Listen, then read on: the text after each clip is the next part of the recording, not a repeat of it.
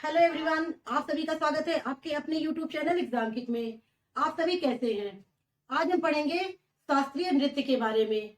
सबसे पहले हम ये जान लेते हैं कि परीक्षा की दृष्टि से इसका महत्व क्या है। ये जितने भी फैक्ट हमने यहाँ पे लिखे हुए हैं, ये सारे या तो परीक्षा में पूछे गए हैं या तो इनमें से कुछ ऐसे भी हैं जो परीक्षा में पूछे जाने की पूरी उम्मीद है। तो आइए इसे हम देखते हैं।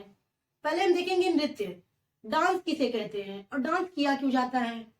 डांस जो होता है ये मनोरंजन के लिए तथा व्यायाम के लिए किया जाता है। क्यों किया जाता है? मनोरंजन तथा व्यायाम के लिए किया जाता है। अब हम देखेंगे डांस के कितने भाग होते हैं। डांस के दो भाग होते हैं। एक होता है क्लासिकल डांस, दूसरा होता है फोक डांस। क्लासिकल डांस को हम शास्त्रीय नृत्य के रूप में जानते हैं तथा फोक डांस को हम लोक नृत्य के रूप में जानते हैं। जो लोक नृत्य होता है उसको हम नेक्स्ट वीडियो में कवर करेंगे। अभी के लिए हम देखते हैं शास्त्रीय नृत्य। शास्त्रीय नृत्य क्यों किया जाता था? पहले शास्त्रीय नृत्य जो था वो ईश्वर के प्रति प्रेम भावना को प्रकट करने के लिए तथा उनके प्रति समर्पण के लिए मंदिरों में किया जाता था। ज्यादातर इसका विकास मंदिरों में हुआ है। शास्त्रीय का अर्थ होता है शास्त्रों में जिसका वर्णन हो। और अब हम देखेंगे इसके संस्थापक कौन है। इसके संस्थापक श्रीमंता शंकरदेव हैं। कौन है? श्रीमंता शंकरदेव जी हैं। ये नाट्य शास्त्र के नियमों का पालन करते हैं। शास्त्रीय नृत्य क्या करते हैं? ये नृत्य जो है ये नाट्य शास्त्र के नियमों का पालन करते हैं क्योंकि इनका वर्णन जो है वो नाट्य शास्त्रों में ही किया गया है। अब हम आगे देखेंगे। संगीत नाटक अकादमी ने भारत के 8 शास्त्रीय नृत्यों को मान्यता दी है। कितने शास्त्रीय नृत्यों को मान्यता दी है? संगीत नाटक एकेडमी ने ये जो है 8 नृत्यों को मान्यता दी है। कब हुई थी स्थापना? 1953 में। भारतीय सांस्कृतिक मंत्रालय के द्वारा छऊ नृत्य को इसमें नवे नृत्य के रूप में दर्जा दिया गया है। अब हम आगे देखेंगे शास्त्रीय नृत्यों की संख्या कितनी होती है। शास्त्रीय नृत्यों की संख्या 8 होती है। आइए इसे देखते हैं। Number 1 Bharatanatyam. Bharatanatyam. Number 2 Kathakali. Number 3 Kathak. Number 4 Mohiniyattam. Mohini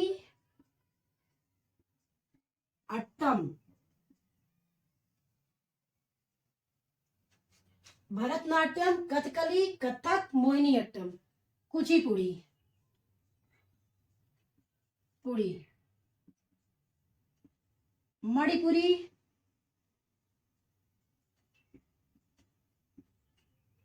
Odissi, सतरिया और एक हो जाएगा जो 90 को शामिल किया गया वर्तमान में छऊ। छऊ हाल ही में शामिल। अब हम देखेंगे ये नृत्य कहाँ कहाँ किए जाते हैं। भरतनाट्यम तमिलनाडु। तमिलनाडु। कथकली होता है केरल। कथक होगा यूपी। मोहिनी अट्टम ये भी होगा केरल। कुचिपुड़ी आंध्र प्रदेश। मणिपुरी मणिपुर। ओडिसी ओडिशा ओडिशा। सतरिया होगा असम। अब हम देखेंगे छऊ नृत्य कहाँ कहाँ किए जाते हैं। छऊ नृत्य ये होगा बंगाल, उड़ीसा एवं झारखंड। एवं झारखंड में। अब हम देखेंगे भरतनाट्यम नृत्य को। ये कहाँ किया जाता है? ये तमिलनाडु का नृत्य है। कहाँ का नृत्य है? तमिलनाडु का नृत्य है। सबसे प्राचीन नृत्य शैली के रूप में इसको जाना जाता है। किसके रूप में जाना जाता है? सबसे प्राचीन नृत्य शैली के रूप में भारत के अन्य शास्त्रीय नृत्यों की ये क्या है, ये जननी है। किसकी जननी है? अन्य शास्त्रीय नृत्यों की। इसकी उत्पत्ति सादिर नृत्य कला से हुई, जो तमिलनाडु के तंजौर मंदिरों में देवदासियों के द्वारा किया जाता था। किसके द्वारा किया जाता था? देवदासियों के द्वारा किया जाता था। ये उत्पत्ति, इसकी उत्पत्ति कहाँ से हुई है? इसकी उत्पत्ति हुई है सादिर नृत्य कला से, जो तमिलनाडु के तंजौर मंदिरों में, कहाँ पे? तंजौर मंदिरों में किया जाता था। किसके द्वारा किया जाता था? देवदासियों के द्वारा किया जाता था। अन्य शास्त्रीय नृत्यों की शैली के रूप में इसको मान्यता प्राप्त है। किसके रूप में मान्यता प्राप्त है? अन्य शास्त्रीय नृत्यों के शैली के रूप में। इसका इतिहास लगभग 2000 वर्ष पुराना है और इसकी जानकारी हमें कहाँ से मिलती है? इसकी जानकारी भरत मुनि के नाट्य शास्त्र से मिलती है। कहाँ से मिलती है? भरत मुनि के नाट्य शास्त्र से मिलती है। इसमें से ये जानकारी वाला क्वेश्चन और ये किसके द्वारा किया जाता था और ये नृत्य कला कहाँ से प्रभावित हुई है, ये क्वेश्चन जो है पूछे जा चुके हैं। और आगे देखेंगे इसकी जानकारी कहाँ से मिलती है? भरत मुनि के नाट्य शास्त्र से मिलती है। नृत्य कला का रूप क्या है? इसका रूप है एकल महिलाओं के द्वारा इस नृत्य को किया जाता है। किसके द्वारा किया जाता है? एकल महिलाओं के द्वारा। अब इसके बारे में कुछ मान्यता है, कुछ रूढ़ियां हैं। क्या है कि ब्रह्मा द्वारा भरत नामक एक मुनि को उत्पन्न किया गया था, जिन्होंने नाट्यशास्त्र नामक ग्रंथ लिखा, जिसमें इसका वर्णन किया गया। अब हम देखेंगे तमिलनाडु के कुछ महत्वपूर्ण कलाकार के बारे में, जो मोस्ट इंपॉर्टेंट है परीक्षा की दृष्टि से। इसे देख लेते हैं। महिलाओं में होंगी यामिनी कृष्णमूर्ति, मीनाक्षी सुंदरम पिल्लई, रुक्मिणी देवी अरेंडेल तथा विजयंती माला। जिसमें से यामिनी कृष्णमूर्ति और रुक्मिणी देवी अरेंडेल ये मोस्ट इंपॉर्टेंट है। अब हम देखेंगे पुरुष के बारे में। पुरुष कलाकार कौन कौन है? विजय माधवन, नटराज रामकृष्ण और सीवी चंद्रशेखर। अभी हम देखेंगे कथकली शास्त्रीय नृत्य के बारे में, जिसका प्रारंभ हुआ था केरल में। इसमें हमने केवल फैक्ट चीजें ही डाल रखी है। आइए इसको हम देख लेते हैं। प्रतीक इसका क्या है? ईश्वर तथा दैत्यों के बीच लड़ाई। किसके बीच लड़ाई है? ईश्वर तथा दैत्यों के बीच। इसको आप 2 से 3 बार पढ़ेंगे, ये सारे फैक्ट आपको रट जाएंगे। आगे देखते हैं। ये 2 शब्दों से मिलकर बना है, कथा प्लस कली। कथा का अर्थ होता है कहानी तथा कला का अर्थ नाटक होता है। प्रारंभ कब हुआ था? 17वीं शताब्दी में। कब प्रारंभ हुआ? 17वीं शताब्दी में। किस पर आधारित है ये भरत मुनि द्वारा लिखित नाट्य शास्त्र पर आधारित है। किस पर आधारित है? भरत मुनि द्वारा लिखित नाट्य शास्त्र पर आधारित है। इसमें प्रयोग किस चीज का प्रयोग होता था? इसमें मुखौटों का प्रयोग होता था। किसका प्रयोग होता था? मुखौटों का। ये नृत्य संगीत, भाव भंगिमा और नाटक का संयोजन है। किसका किसका संयोजन है? नृत्य संगीत, भाव भंगिमा और नाटक का संयोजन है। ये महाभारत तथा रामायण पुराणों को नृत्य के रूप में प्रदर्शित करता है। इसमें नर्तकों के द्वारा राजाओं, देवताओं तथा राक्षसों की भूमिका का निर्वहन किया जाता है। इसके प्रमुख नर्तक कौन है? इसके प्रमुख नर्तक कौन कौन है? गोपीनाथ, कोट्टकल, शिवरमन, कनक रेले। ये मोस्ट इंपॉर्टेंट है, ये परीक्षा में पूछी जा चुकी है। आगे है रीता गांगुली, कमल मंडलम, केशव नंबूदरी। केशव नंबूदरी भी मोस्ट इंपॉर्टेंट है। अब हम देखेंगे मोहिनी अट्टम शास्त्रीय नृत्य के बारे में। इसका प्रारंभ कहाँ से हुआ? इसका प्रारंभ केरला से हुआ। मोहिनी रूप किसने धारण किया था? मोहिनी रूप भगवान विष्णु ने धारण किया था, इसलिए ये नृत्य उन्हीं से संबंधित है। किससे संबंधित है? भगवान विष्णु से संबंधित है। इसका विषय वस्तु क्या है? इसका विषय वस्तु है प्रेम तथा भगवान के प्रति समर्पण से। किससे संबंधित है? प्रेम तथा भगवान विष्णु के प्रति समर्पण से संबंधित है। इसमें हल्के रंग के कपड़ों का प्रयोग होता है। उसमें भी सफेद और सुनहरे रंग के कपड़ों का ज्यादा प्रयोग होता है। हल्के रंग के कपड़ों का प्रयोग होता है। इसमें शांत, कोमल और सौम्य रूप में नृत्य किया जाता है। किस रूप में नृत्य किया जाता है? शांत, कोमल और सौम्य रूप में। किस रूप में? शांत, कोमल और सौम्य रूप में नृत्य किया जाता है। अब हम आगे देखेंगे इसके उपकरण क्या क्या है। इसमें वाद्य यंत्र कौन कौन से हैं? वीणा, वाष्णी, मृदंगम। इसमें किसका किसका प्रयोग होता है? वीणा का, बांसुरी का और मृदंगम का प्रयोग होता है। मृदंगम को हम क्या कहते हैं? वैरलडम कहते हैं। क्या कहते हैं? वैरलडम। अब हम आगे देखेंगे, मोहिनी अट्टम में मास्टर डिग्री हासिल करने वाली पहली महिला कौन थी? सुनंदा नायर। कौन थी? सुनंदा नायर। ये मोस्ट इंपॉर्टेंट है, पूछा जा चुका है। प्रमुख नर्तक इसमें कौन कौन से हैं? हेमा मालिनी है, हेमा मालिनी, सुनंदा नायर, कृष्णन मेनन, कल्याणी अम्मा, भारती शिवाजी और कुचिपुड़ी कहाँ का नृत्य है? ये आंध्र प्रदेश का नृत्य है। आइए हम इसकी विशेषता के बारे में देखते हैं। ये इसका नाम किसके आधार पर पड़ा है? इसका नाम आंध्र प्रदेश के कृष्णा जिले के कुलेचुपुरम नामक गांव के नाम पर पड़ा है। किसके नाम पर? आंध्र प्रदेश के कृष्णा जिले के कुलेचुपुरम नामक गांव के नाम पर। विशेषता इसकी क्या है? ये तरमांगमम। इसकी विशेषता क्या है? तरमांगमम, जिसमें नर्तक कांस्य की थाली में खड़ा होकर के नृत्य करता है, उसे हम क्या कहेंगे? तरमांगमम कहेंगे। यह पूरे दक्षिण भारत में बहुत प्रसिद्ध है। यह कहाँ पे लोकप्रिय है? पूरे दक्षिण भारत में।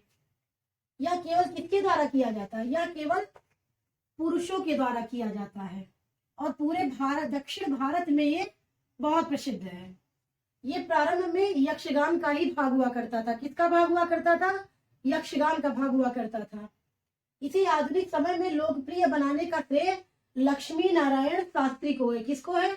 लक्ष्मी नारायण शास्त्री को। इसे पिछले परीक्षा में पूछा गया है।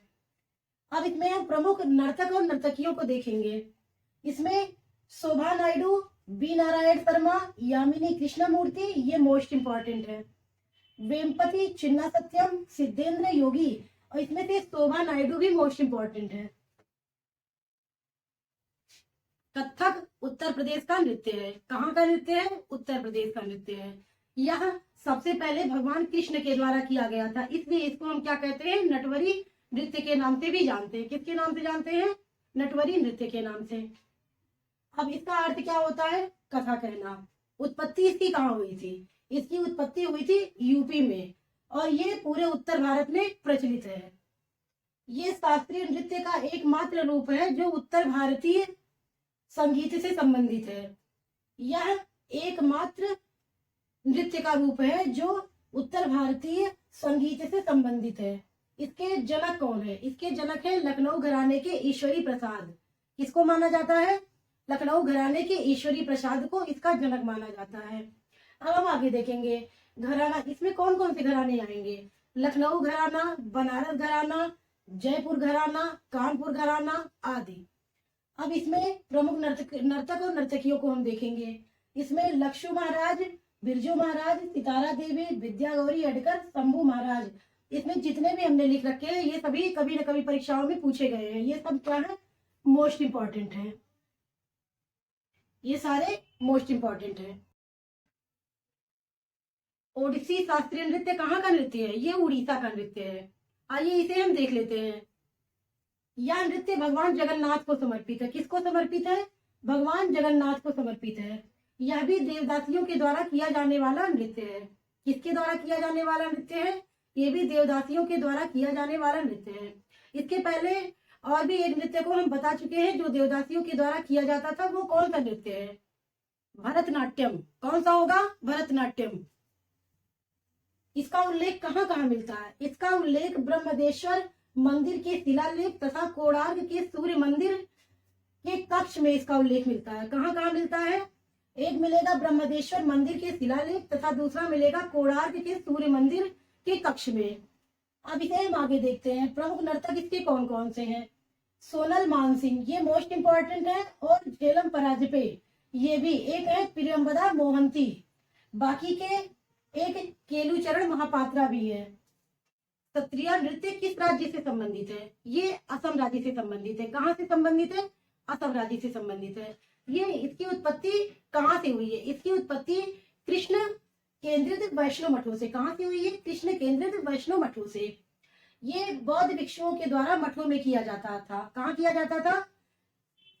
बौद्ध भिक्षुओं द्वारा मठों में किया जाता था। संबंधित किससे है ये भगवान विष्णु की पौराणिक कथाओं से संबंधित है। किससे संबंधित है? भगवान विष्णु के पौराणिक कथाओं से संबंधित है। इसका श्रेय 15वीं शताब्दी के भक्ति आंदोलन के विद्वान और महापुरुष श्रीमंत शंकरदेव को दिया जाता है। किसको दिया जाता है? श्रीमंत शंकरदेव को दिया जाता है। नृत्य के रूप में दर्जा, इसे वर्ष 2000 में संगीत नाट्य एकेडमी द्वारा, किसके द्वारा? संगीत नाट्य एकेडमी द्वारा वर्ष 2000 में इसे नृत्य के रूप में दर्जा दिया गया। इससे संबंधित महत्वपूर्ण व्यक्तित्व के बारे में, इसमें जोगेंद्र दत्ता व्यान, ये मोस्ट इंपॉर्टेंट है। सुनील कोठारी, ये भी पूछे जा चुके हैं। अनीता शर्मा, जतिन गोस्वामी, रूपरानी दास बोरा, ये सभी हमने जितने भी लिख रखे हैं ये मोस्ट इंपॉर्टेंट है। आप इन सभी को देख लीजिएगा। हमने अब तक कई किताबों से ढूंढ करके सारे फैक्ट को एकत्र करके आप सभी को दे दिया है, ताकि आपको और भी कहीं जाने की जरूरत, कहीं और किसी किताबों से पढ़ने की जरूरत ना हो। मणिपुरी नृत्य किस राज्य से संबंधित है? मणिपुरी नृत्य मणिपुरी राज्य से संबंधित है। किस राज्य से संबंधित है? मणिपुर राज्य से। इससे संबंधित फैक्ट को हम अब देखेंगे। ये लाई हरोबा उत्सव में किया जाता है। कौन से उत्सव में किया जाता है? लाई हरोबा उत्सव में किया जाता है। यहाँ से प्रश्न पूछे जा चुके हैं। अब हम आगे देखेंगे। इसमें शरीर की गति क्या होती है? बहुत धीमी होती है। मूवमेंट क्या होती है? बॉडी की बहुत धीमी होती है। नृत्य मुख्यतः हिंदू वैष्णव प्रसंग पर आधारित होता है। किस पर आधारित होता है?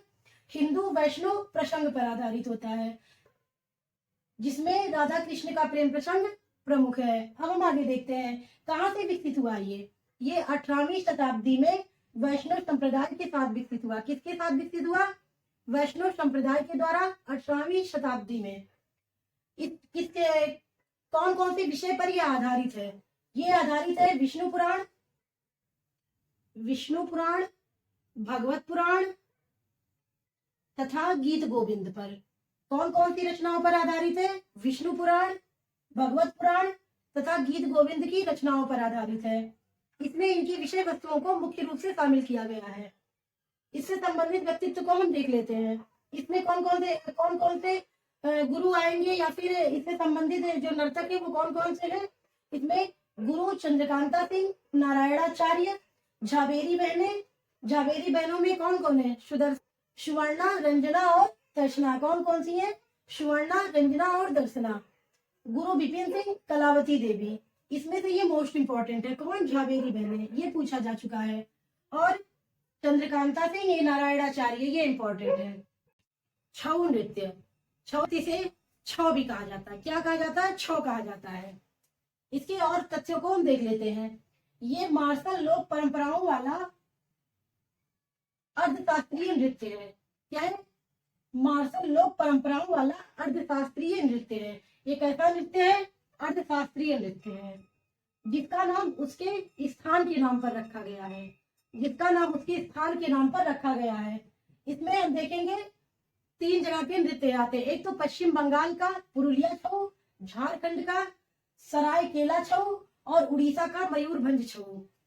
इसमें कौन कौन से आते हैं? पश्चिम बंगाल का पुरुलिया छऊ, झारखंड का रायकेला छऊ और भारतीय संस्कृति मंत्रालय के द्वारा इसे नवे शास्त्रीय नृत्य के रूप में जोड़ा गया है।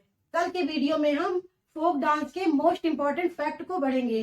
उम्मीद है आप सभी को ये वीडियो बहुत पसंद आया होगा। हमारे चैनल को लाइक, शेयर तथा सब्सक्राइब करना ना भूलें। धन्यवाद।